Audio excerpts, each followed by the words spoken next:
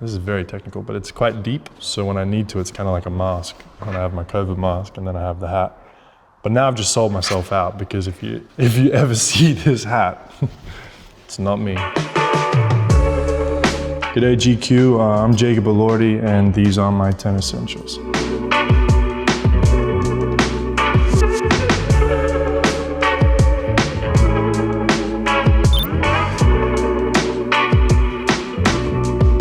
I've had a watch with me, for as long as I can remember, since I was small. But it's not so much sort of like the timekeeping aspect. I like the weight of it and I like the way that it feels. It helps me kind of not feel naked, I suppose. This watch is from TAG, it's the Monaco. I got this just recently in Monaco. This is the Dark Lord. Steve McQueen wore the original Monaco with the blue face of this back in the day. Kind of feels like a cool piece of history to have. And then I found out there's pictures online of Stanley Kubrick on the set of Clockwork Orange with a Monaco as well. So it kind of has a rich cinematic history, which is, it's exciting.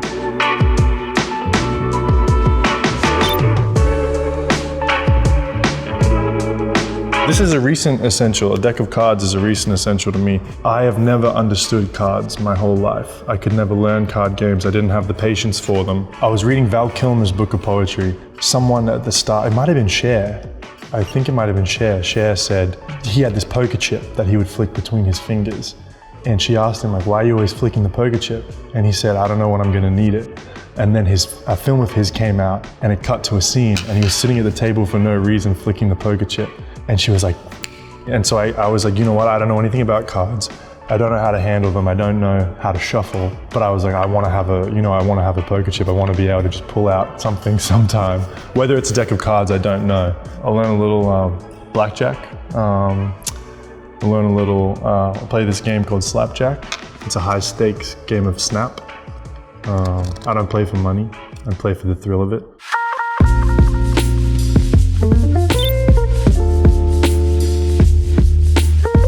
This next thing is, it's not specifically always this, a cigarette case. I don't smoke. This has Post-it notes in it. I consider it like a totem, and I always carry one of these, especially when I'm creating a character. It's something that kind of centers the character for me or gives me a base. I have it in my pocket all the time when I'm shooting, and this was playing a character in the film I just shot called He Went That Way. And it was set in the late 1950s, and he was this young kid who got discharged from the army and went on a spree killing sort of across America. And he smoked a lot of cigarettes, so I found this on Etsy, which is kind of this period cigarette case, and I had this on me the whole time I was filming. I don't know, it sounds a little pretentious, but this is has the soul of the character in it, and then I can put it to the side when I go home. The first films I ever made, I had this silver necklace, and the thing is I have to buy it myself, and it's kind of, I wouldn't say OCD because it feels more spiritual than that, but I guess it verges on that kind of idea.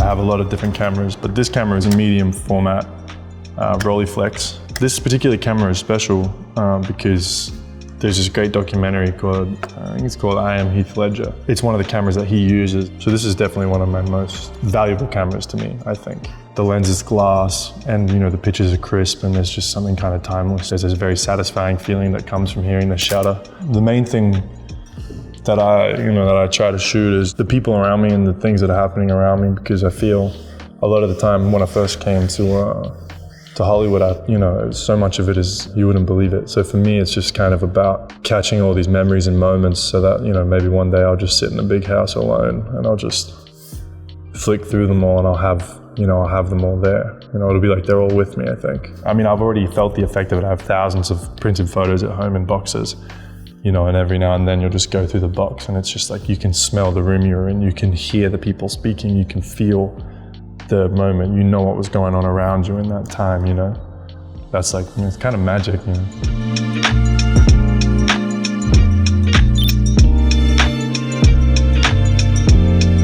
My next essential is fairly simple. It's just a cap, just a black cap. This particular cap is from Left Bank Books, which is a little bookstore in New York. This is very technical, but it's quite deep. So when I need to, it's kind of like a mask. When I have my COVID mask and then I have the hat. But now I've just sold myself out because if you ever see this hat, It's not me. It's somebody else that bought the hat from this tiny little bookstore.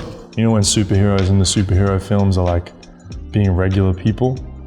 And it's like Chris Evans in a bomber jacket with like the most standard sunglasses you've ever seen and a black cap. I think that was the goal. It's like, when I go outside, I'm like, I'm out in public. Like, you know, I'm not saying I'm a superhero out in public at all. I think it was just that like, kind of like witness protection, sort of, you know what I mean?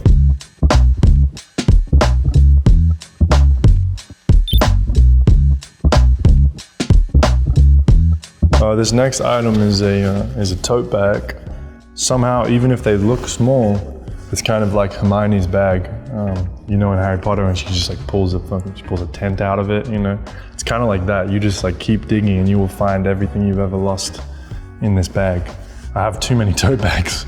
Tote bags are also expensive now. I got one at an art gallery the other day, it cost $54. But I didn't, like, yes, I paid for it because I didn't know at the time. And then they were like, that'd be $54. And I just get so nervous. I'm like, of course it would be. Yeah, I'll definitely pay for that. That sounds about right. Like, it's ridiculous, you know, I was too nervous to be like, for a tote bag?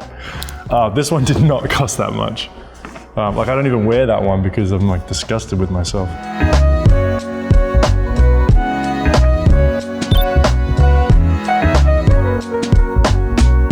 I do always have this with me everywhere I go.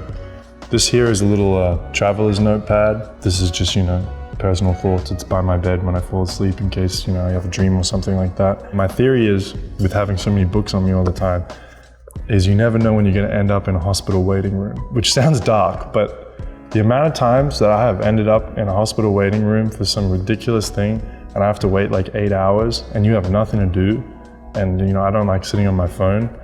So the theory behind it is like, you never know when you're gonna be in a hospital waiting room. This is a set of plays by Tennessee Williams, for if I'm in the mood for that.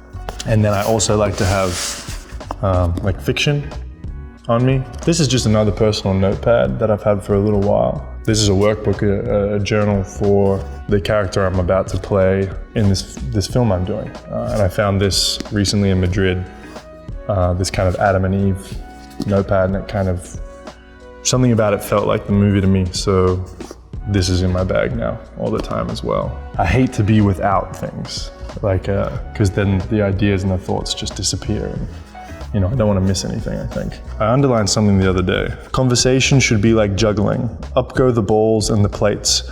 Up and over, in and out, good solid objects that glitter in the footlights and fall with a bang if you miss them. I like that description of a conversation.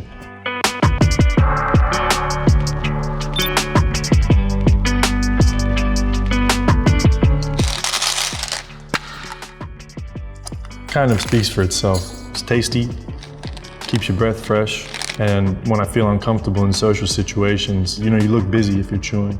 You know, you don't look like you're just standing in space awkwardly. Great social tool. This is the only pack of gum that I can find, but I would say that I'm a 5 gum guy. You know those massive commercials that they used to do? And it's like, this is what chewing 5 gum feels like. This ridiculous like physical experience. That's my gum for sure.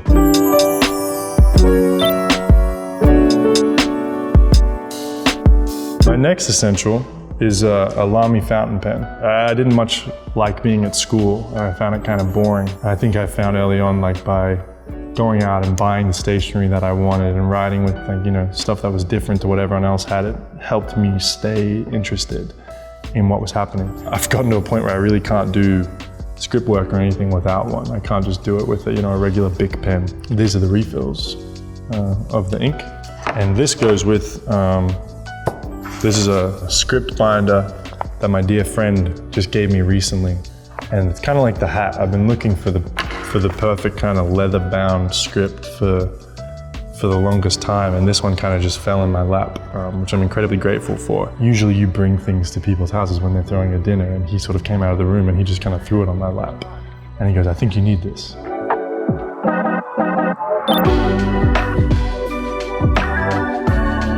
This next essential is a pack of watercolors. I read this book. It was about like this fascist sculptor, but it was illustrated by Dali. And there were these illustrations that had just the most beautiful watercolors in them. And I think I bought this immediately after with the idea that I have no idea how to do watercolors, but in sort of those journals and stuff, if I ever get bored, if I do it for the next, you know, however many years, maybe I'll like have nice paintings. I love the way the colors look when they all start to bleed like this, you know? And it makes me look way more serious than I am when you see this.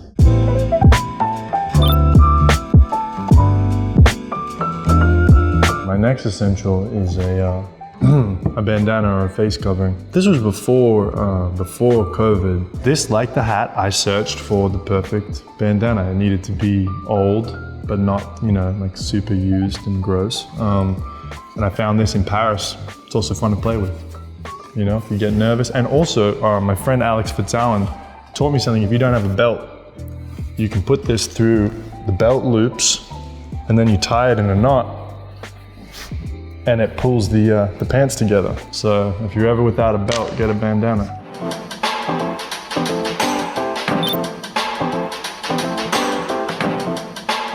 My next essential couldn't be here because she has a very busy schedule, but it's my dog, Layla. She's a 1.5-year-old golden retriever. She speaks about 500 words of English. She's a genius. She feels shame. She feels happiness. People say that dogs don't smile, and if they smile, they're in pain. But this dog literally has dimples. When you wake up in the morning and you say, "Good morning, Angel," you give her a little, you know, a little thing. She comes and she wiggles up, and her face curls up in the corners. She's my best friend. She's my confidant. I run lines with her. That dog's my rock. She's so special to me. Yeah, she really is not, I don't know what her deal is. I think she might be like an alien or something, because she's in touch. She really is. Thank you for watching and listening to me talk about my stuff. I appreciate it, and cheers.